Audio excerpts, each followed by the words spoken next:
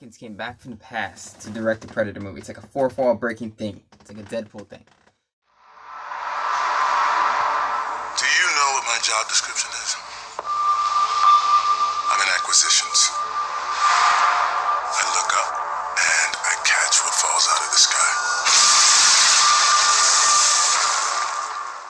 So overall, this movie, the plot real quick is you have the Predator mask, the Predator gauntlet, Predator escape pod or whatever, and gigantic 11-foot Predator.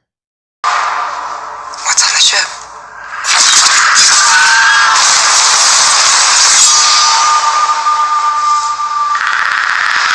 Ship.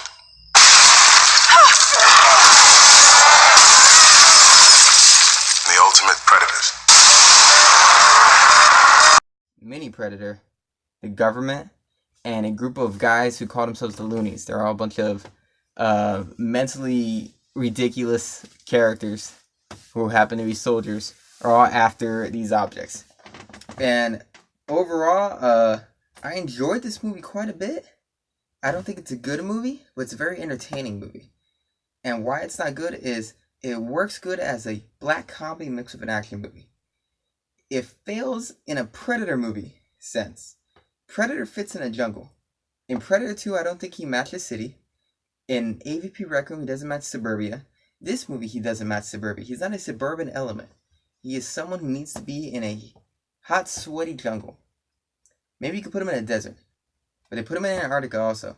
And he just only fit in the jungle. That's the thing that matches him the most.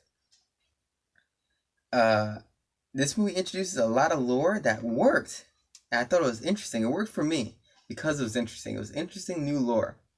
Even though it was constant exposition that was kind of set up for a joke, is Olivia Munn, who's not a scientist. She is a social justice warrior who likes to throw controversies on everything.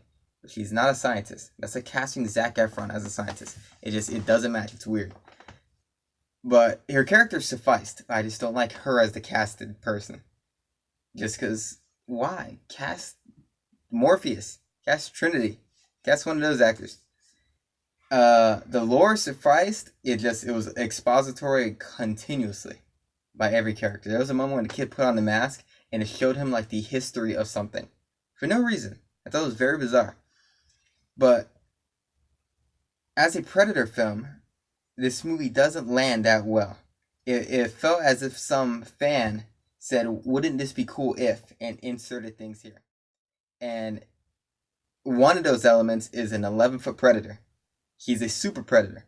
He has all the abilities that they would need to be added with their costume. The ability to turn invisible, have an exoskeleton thing, heat vision.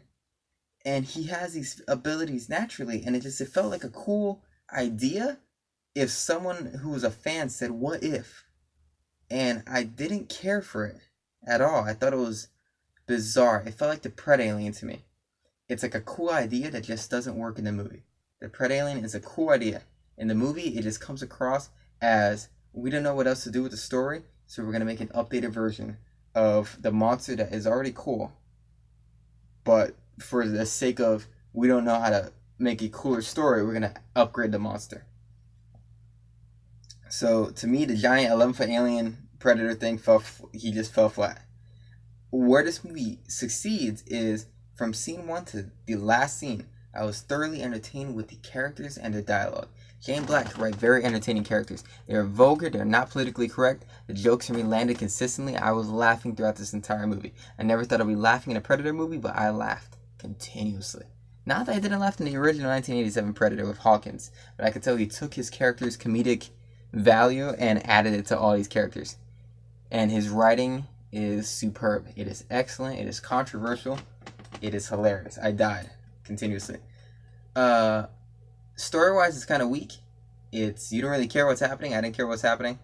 I was just on for the ride for the characters. I was on for the ride for the dialogue, and I thought the dialogue and the characters carried this film. I thought as a Predator movie, it doesn't really work. It has some cool moments, especially a moment in a lab that was super cool. It's very entertaining at parts. It does not work as a Predator movie. So overall, I would give it a B-. B- because the characters are so entertaining, and a few good scenes mixed into the movie make it for a very entertaining black comedy action movie. A Predator movie? The last scene of this movie. There's a part where this movie ends, and then there's an added scene. I would say leave before that added scene. Because that extra ending is so incredibly stupid. It looks like as if they asked little Jacob Tremblay, how would you end this? You're a 10-year-old boy. And he told them. And it was embarrassing. It's so embarrassing, so stupid. They have potential for something cool to happen, which is what I thought would happen. And it didn't. It just went backwards. So overall, very entertaining movie. I don't know if it's a good movie, kind of a bad movie, but it's very entertaining. I very much enjoyed it. Come